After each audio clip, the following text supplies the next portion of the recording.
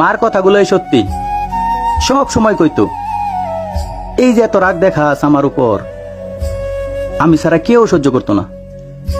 যেদিন আমার থেকে দূরে যাবি সেই দিন বুঝবি। আজকে ঠিকই বুঝি। পুরুষের ভালোবাসা অনেক সুন্দর যদি তুমি বুঝতে পারো, যদিও বা একটু ঘাড় তেরা, তাও যদি মানায় নিতে পারো।